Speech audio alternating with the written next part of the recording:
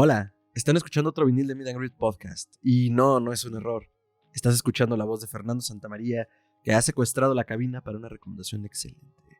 Jamón chingón, jamón del bueno. Y aunque sé que esta sección estaba pensada para darles a conocer los 500 mejores discos de la historia según la Rolling Stone, pues a veces la Rolling Stone no sabe lo que hace y por qué este no está, pues es un misterio. Pero no nos agüitemos, que vamos a arreglarlo justo en este momento. The Doors, o Las Puertas, como lo diría tu tío o tu papá, fueron una banda que nació en Los Ángeles, California, en 1965, integrada por Jim Morrison, su vocalista, Ray Manzarek, su tecladista, Robbie Krieger en las guitarras y John Densmore en la batería. Se convirtieron en una banda influyente y controversial en gran medida por todos los actos desenfrenados que Jim Morrison hacía en el escenario, y también las letras retadoras que él componía. Eran melancólicas o antisistema. Esto los convirtió en figuras importantes de la era de la contracultura, que fue un fenómeno global que en Estados Unidos se afianzó por la lucha de los derechos civiles, la protesta contra la guerra de Vietnam, la revolución sexual y entre muchas otras. O sea, todo esto sucedió también en este periodo conocido como el verano del amor. Entonces, va junto con pegado. La verdad es que creo que si les contara sobre quiénes son los Doors, sería en realidad un episodio de Meet and Greet, pero esto es un vinil. Entonces vamos a darle a la primera canción de Las Puertas en tono de Universal Stereo. Chiste local para quienes nos escuchan desde México. La primera canción de este disco se llama Break On Through. Entonces vamos a darle. Eso fue Break On Through de los Doors. Recuerda que por cada canción que escuchemos, tú puedes ponerle pausa a este programa y después podemos comentarla juntos. Entonces, la verdad es que esta canción no tuvo un gran recibimiento cuando salió como single. Entendamos que un single es una rola promocional y salía normalmente en los discos de vinilos que eran más chiquitos. Se me van las revoluciones que eran. Pero iba uno de un lado, un single de un lado y normalmente otro del otro. Entonces, lado A, lado B. El lado A normalmente era el single más importante, con el que querían hacerle promoción al álbum que iba a salir. Pero lo cierto es que aunque no fue tan popular, esta canción se convirtió en el sello de la banda, por llamarlo de alguna manera, porque ese ritmo, esa fuerza, la forma en la que Jim desgarra su voz, es algo que podemos escuchar en todos sus discos y canciones. De una u otra forma, toda esa pasión se ve volcada sobre las letras, volcada sobre la música. Y bueno, como decíamos, las letras en su mayoría estaban compuestas por Jim, que él por sí solo era un poeta autonombrado y autocompletado. Él y Roy Manzarek se conocieron en la Universidad de Los Ángeles, California, en la Facultad de Cine, pero en realidad fueron por caminos muy diferentes a lo que la facultad les planteaba, como lo hemos visto. Eran profundas las letras, eran intensas, o las tres. Y en el caso de Break On Through, pues habla de eso, de romperla, de soltarse, de ser apasionado, de dejarse llevar. Todas las frases, aunque sencillas, son de placer, de llorar, de desenfreno y en general de emociones. Muchas de las canciones de Jim hablan de amor y desamor, aunque en realidad no siempre hablan de relaciones, pero eso ya lo veremos más adelante. La música siempre lleva una carga enorme de los teclados de Manzarek, que normalmente Manzarek tocaba el bajo en ese teclado, y pues esa es una de las características que hace que los Doors sean un poco distintos a las bandas de las épocas. Normalmente los integrantes, pues, entre ellos tenían un bajo, pero Manzarek lo que hace es tocarlo con un sintetizador Fender, que era un Fender Rhodes Piano Bass. A veces Krieger sí tomaba el bajo para grabar las líneas ya sobre la pista, pero esto no era... era una de las variaciones con las que pueden hacerlo, ¿no? Entonces, bueno, en esta canción, en Break On Through, podemos escuchar algunas influencias de bossa nova, tanto en la batería como en los teclados. El propio Manzarek declara en su autobiografía Riders on the Storm que mucho de lo que hace Joao Gilberto, que es uno de los grandes nombres de la bossa nova, influyó en cómo lo componían. La verdad, al principio no me lo pareció tanto, pero ya con la bossa nova en mente, sí hace mucho más sentido las líneas melódicas. Entonces, si no conocen bossa nova, vayan en este momento a escucharla. Escuchen un fragmento de alguna canción, sobre todo de Joao. Y si ya la conocían, tengan esto en mente y pues se van a dar cuenta que sí hace mucho sentido, ¿no? Entonces, Ese es el asunto. Las puertas, el nombre lo toman del libro homónimo del escritor británico Aldous Huxley, eh, llamado Las puertas de la percepción, que a su vez él lo toma de una cita de William Blake, un importante pintor del siglo XIX inglés también. A lo mejor lo pueden ubicar por algunas obras que son sumamente esotéricas y crípticas. Una de las más famosas es El Dragón Rojo, que se popularizó en épocas recientes por la película protagonizada por Ralph Fiennes. Y bueno, se darán una idea de qué tipo de obra era la de Blake y qué tipo de obra era la de Huxley, enfocada hacia expandir la percepción de la mente, ¿no? Entonces las puertas lo toman de allí y firman su primer contrato con Elektra Records en 1966. Y la verdad es que a partir de ahí todo fue creciendo como espuma. Y para principios de la década de los 70 era una de las bandas más importantes del momento, más influyentes, con ventas de más de 4 millones de álbumes en Estados Unidos y 8 millones de sencillos. Entonces eso no era poca cosa. De hecho fueron la primera banda en acumular 8 LPs consecutivos de oro, lo cual nadie lo había hecho hasta entonces. La muerte de Morrison en realidad sucede en París el 3 de julio de 1971 en condiciones muy inciertas, pero la causa oficial de su deceso fue falla cardíaca. Muchos dicen que por sobredosis de heroína.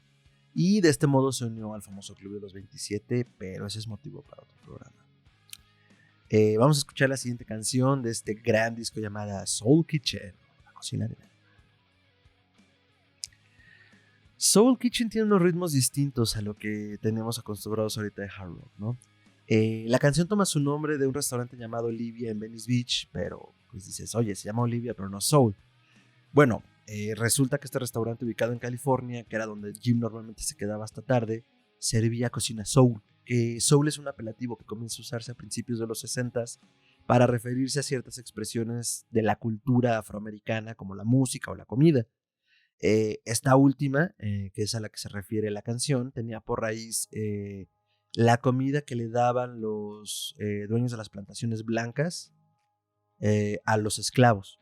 Entonces, en realidad esta comida también siempre tuvo raíces africanas por la herencia cultural, pero fue una manera como de referirse a ello, ¿no? Y me parece ser que la primera mención se da en una autobiografía de Malcolm X, el activista radical estadounidense por la lucha de los derechos civiles de los afroamericanos, pero bueno, a eso hace referencia, ese tipo de cocina. Entonces, bueno, para mí esta canción es una suerte de rock duro que te pone a tono. O sea, podríamos considerarlo como tal, igual a Break on True, pero tiene otro sabor, es otro tipo de rock duro.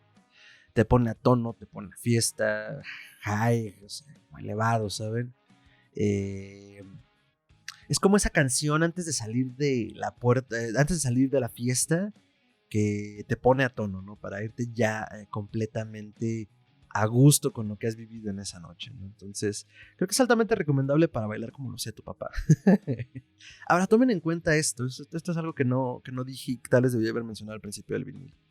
Esta es una canción, bueno, en realidad este es un disco que yo escuché entre los 8 u 11 años. Entonces para mí se abrió un mundo nuevo de qué era la música.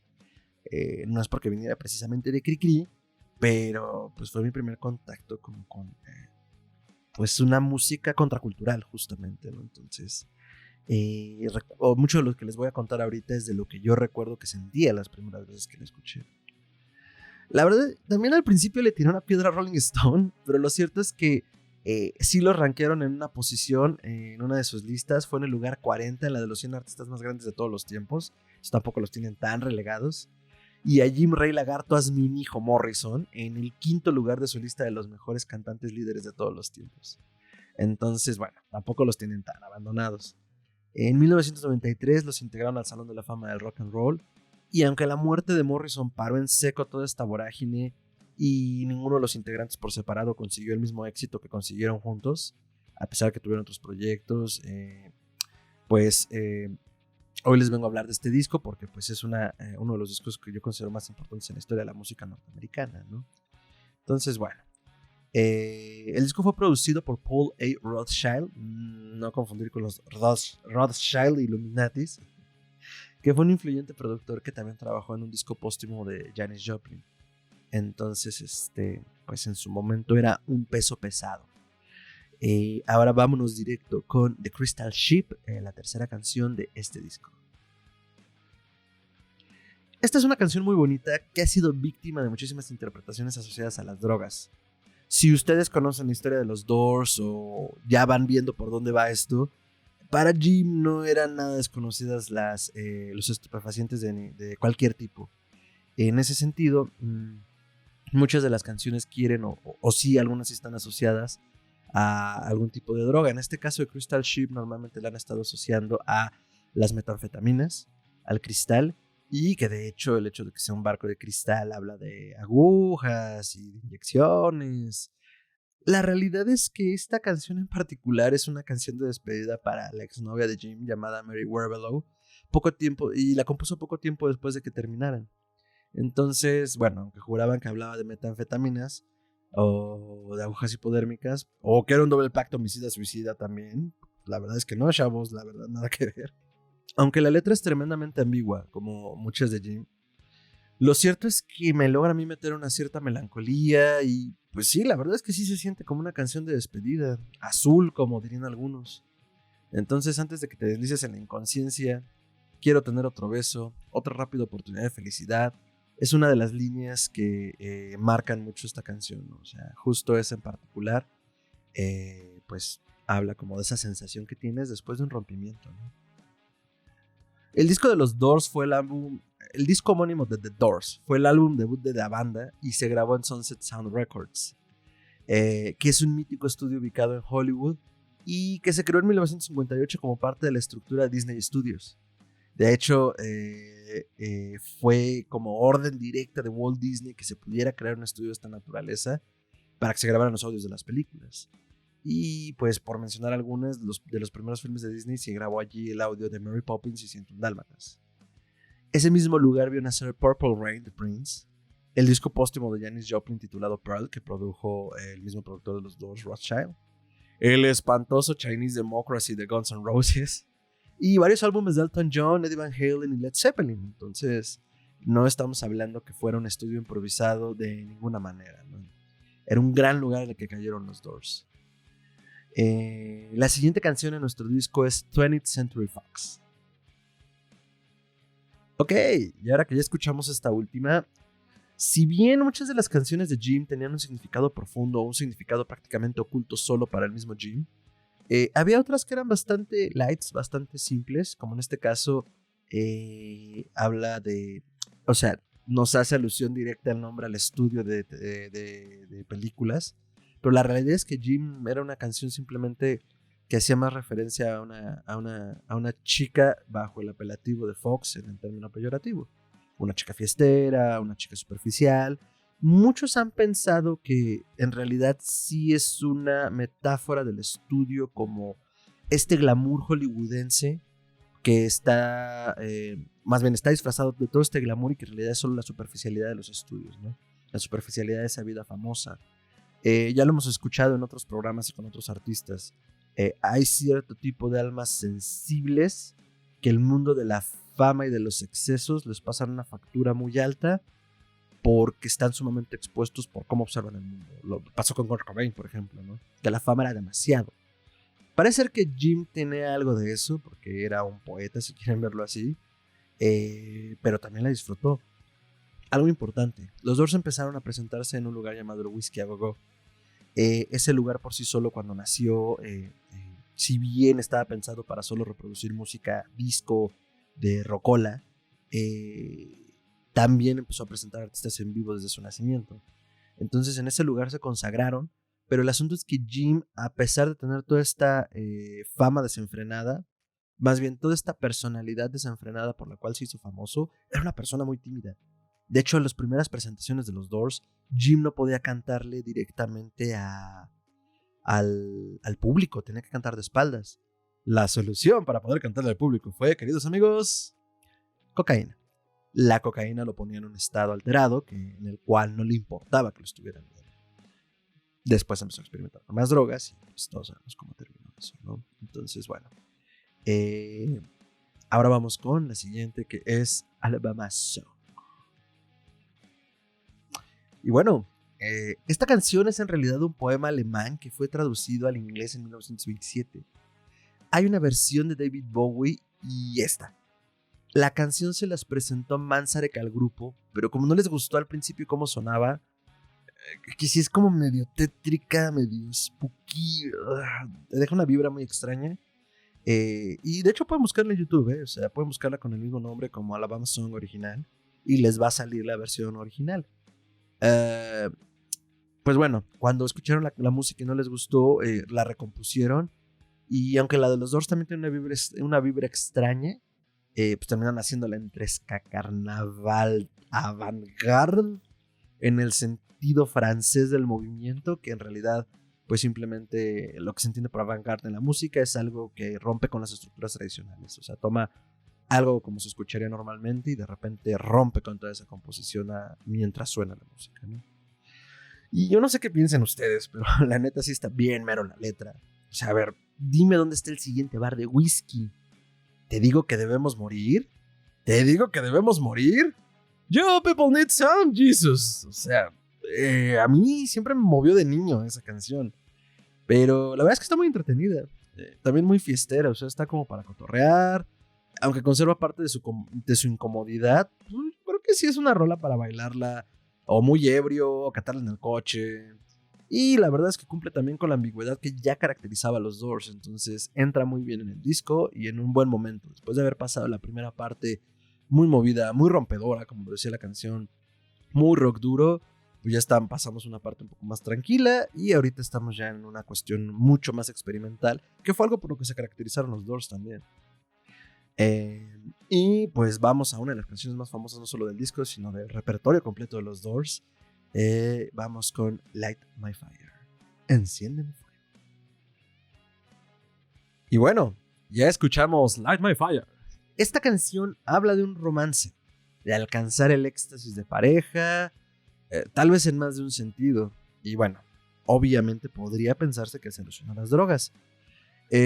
Cosa que pensó el productor del show de Ed Sullivan y yerno del propio Ed, Bob Cratchit, que no era de la misma idea que fuera una canción de amor, ya que los patrocinadores lo mandaron a decirle a los Doors que si podían cambiar la letra en la parte de We couldn't get much higher por We couldn't get much better. O sea, no podemos llegar más alto, no podemos estar mucho mejor. Ya que tenían miedo que se pudiera confundir con el uso de las drogas. Pero ya habían especificado los Doors en algún momento que era literalmente, no podemos llegar mucho más alto de lo que estamos, o más bien, podemos llegar mucho más alto de lo que estamos, ¿no? Y bueno, porque ¿cómo? O sea, pues aunque ya era muy específico de que se trataba de amor, pues obviamente los patrocinadores persinados y el propio Ed, pues no querían que se confundiera, ¿no? La verdad es que en el ensayo todo salió muy bien, siguieron el acuerdo, cantaron lo que tenían que cantar, pero cuando llegó la hora de la transmisión en vivo, a Jim le valió 40 hectáreas de chorizo y cantó la línea original. Ed no le dio la mano al salir del escenario, cosa que hacía con todos sus invitados, y se canceló una serie de programas a los que ya habían sido invitados en el mismo show de Ed, unos 5 o 6 programas. Cuando les dieron el portazo, Jim sabiamente les respondió: bueno, lo logramos y llegamos al show de Ed Sullivan. O sea, básicamente no nos importa que nos canceles. En 1991, Oliver Stone estrenó una película titulada The Doors, que era una película autobiográfica, así que si creen que las biopics de Elton John y de Freddie Mercury y las no autorizadas de David Bowie son innovadoras, pues la verdad es que Oliver Stone ya había hecho lo propio con los Doors, y en el papel de Jim Morrison había un jovencísimo Val Kilmer que lo retrató bastante bien. Pero bueno, en la película de Oliver se retrata este pasaje del show de Ed Sullivan y al menos Oliver en su versión plantea que fue un punto de discusión muy fuerte en la banda. Sí tuvieron algunos problemas y también tuvieron un problema con un comercial de la marca de coches Buick, pero tampoco fue tan duro como lo retrataba Oliver. En realidad fue para efectos dramáticos. ¿Qué pasó con lo de Buick?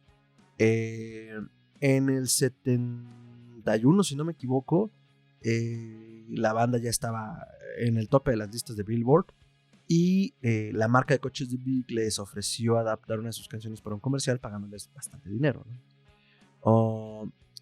Los demás integrantes de la banda, Densmore Krieger y Manzarek, al no poder contactar a Jim, que se había quedado en París después de una gira para ver si él autorizaba el uso de la canción junto con los demás, decidieron que era buena idea, ya que todos tenían los mismos poderes y capacidad de veto. Entonces, pues, aunque Jim no dijera nada, pues en teoría ellos pueden tomar decisiones.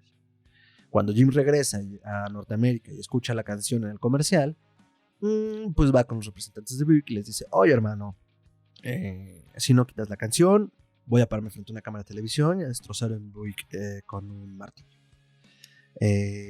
Obviamente Buick no quiere ese tipo de publicidad y pues bueno, se dieron.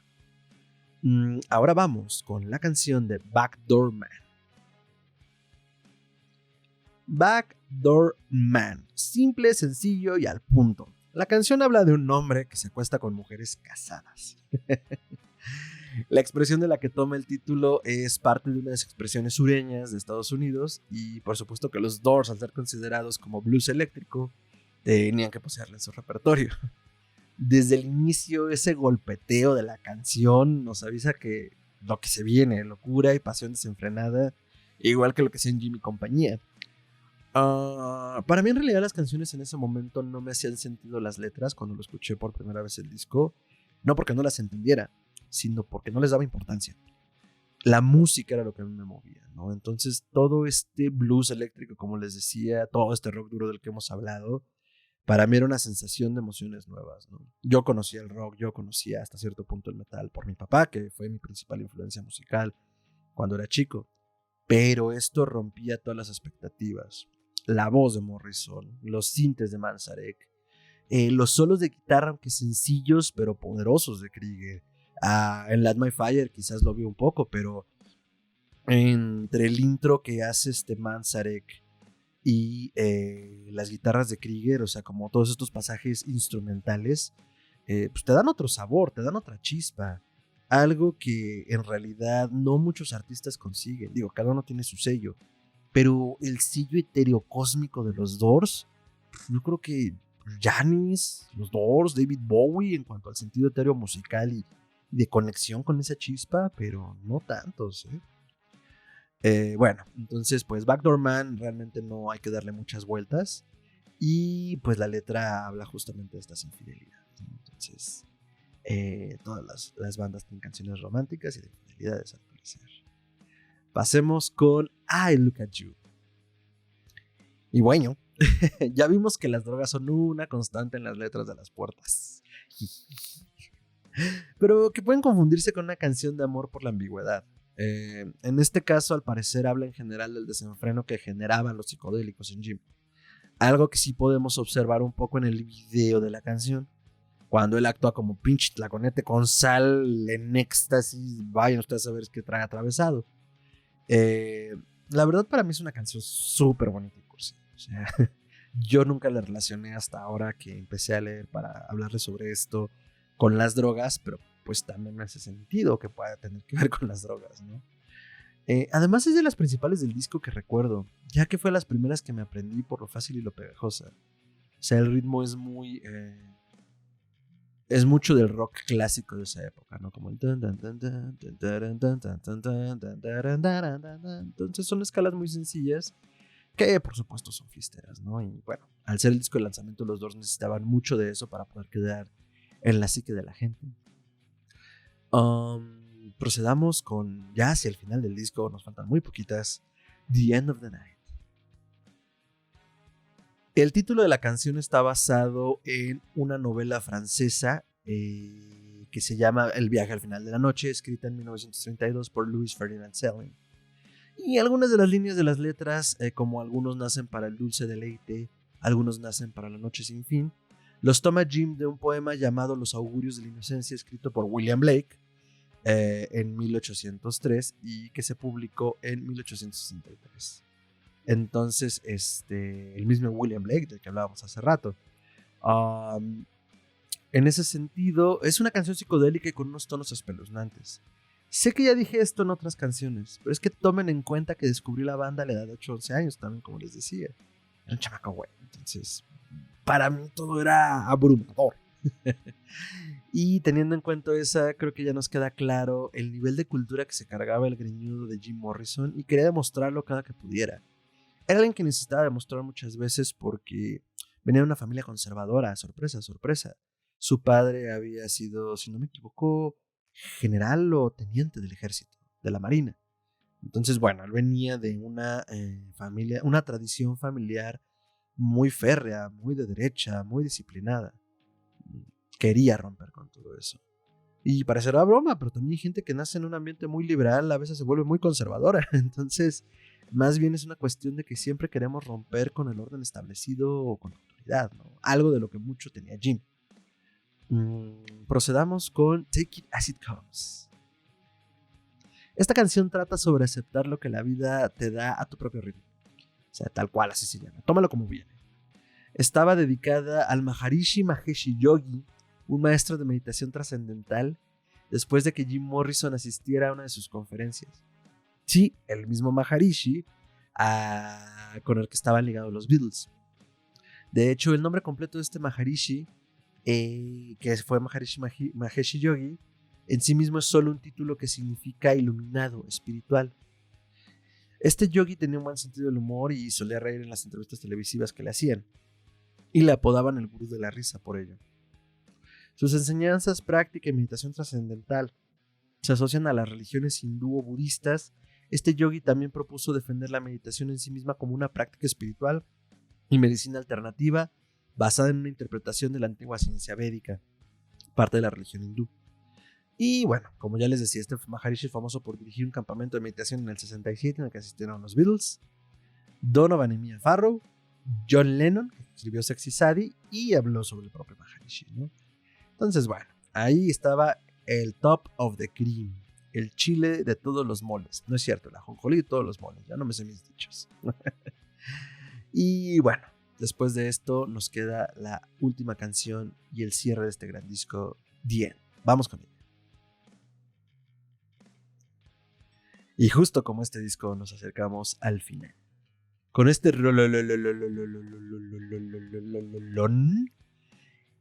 fue una canción que el mismísimo Francis Ford Coppola seleccionó para su titánico filme titulado Apocalypse Now, basado en la novela El corazón de las tinieblas de Joseph Conrad, que en realidad es una novela que habla sobre el colonialismo y el racismo inglés, pero que se ubica durante la guerra del Congo, y Coppola la adapta a la guerra de Vietnam. Entonces, esta canción es famosa de entrada por su fragmento edípico, en el cual a mitad de un pasaje instrumental en medio de la canción, Jim, después de cantar un poco, hace una suerte de declamación poética y dice: padre, quiero matarte, madre, quiero... Ya se imaginarán si es edípico. Hubo muchos problemas por la grabación de esta canción, porque mientras se grababa en los estudios, Jim estuvo muchas veces bajo el influjo de estupefacientes y cada vez cantaba una versión diferente, ya fuera por la letra, ya fuera por el coro, pero bueno, en realidad siempre hablaba de esta referencia edípica. Entonces, bueno, hubo un momento en el cual la banda tuvo una crisis importante a la grabación de este tema, porque pues, Jim, estando drogado, encaró a todos los integrantes de la banda y les decía: es que nadie me entiende, y empezó a desmadrar el estudio. A lo que Manzarek se puso a hablar con él detenidamente y dijo: es que yo sí te entiendo. Y después de estar dialogando un rato con él, intentó explicar como, pues, por qué era importante la parte edípica, que era una ruptura con la naturaleza, que era matar al padre como este sentido egoico, ¿no? O sea, obviamente apelaba a la polémica, pero pues el sentido en teoría que Jim le daba era un sentido muy profundo en cuanto a cómo él se sentía en el mundo, ¿no? O cuál creía que era la posición de las personas en el mundo. Entonces, pues The End fue una de las canciones más duras en realidad para grabar para Jim. Y pues años después muchos dicen que fue la última canción que escuchó antes de morir. Que mientras estaba en esta bañera en París, en el departamento que le había rentado su novia Pamela Morrison, pues fue lo que estaba escuchándose en el apartamento. Una escena que también retrata a Oliver Stone en su filme. Entonces, les recomiendo mucho esa película, si bien es sumamente polémica y dramática en cuanto a la exageración de muchas escenas. Pues es entretenida y es informativa y está muy bien hecha. La actuación de Val Kilmer no tiene comparación. Entonces, ahí se pueden echar un clavado express en cuanto a la historia de los Doors. Y bueno, Les dejo este primer disco para que puedan disfrutarlo. Espero lo hayan escuchado. Espero les haya gustado. Por favor, déjenos en la caja de comentarios qué es lo que piensan. Y pues acompáñenos con más recomendaciones, viniles y episodios aquí en Meet and Greet Podcast. Recuerden seguirnos en todas nuestras redes sociales como @mgreetpodcast. Eso es MGRWT Podcast. En todas las redes nos pueden encontrar así. Y como Meet and Greet en todas las plataformas de podcasting importantes. Si no hemos llegado a tu plataforma, avísanos y haremos lo posible por estar allí. Y bueno, a mí me pueden encontrar como @mantrasaya, eso es con una tiene doble al final, @mantrasaya en Facebook. No es cierto, en Twitter, en Instagram, en Facebook, como facebook.com/mantrasaya. Y pues ya saben, también pueden seguir al podcast hermano de Meet and Greet, al terrorífico, extraño y maquiavélico Histeria Colectiva Podcast, como podcast.histeria, podcast histeria, Histeria Colectiva Podcast en todas las plataformas de podcasting. Entonces, bueno, yo soy Fernando Santamaría. Muchas gracias por acompañarme en esta recomendación vieja como el hambre, pero muy deliciosa. Y pues nos vemos en la siguiente emisión. Hasta entonces.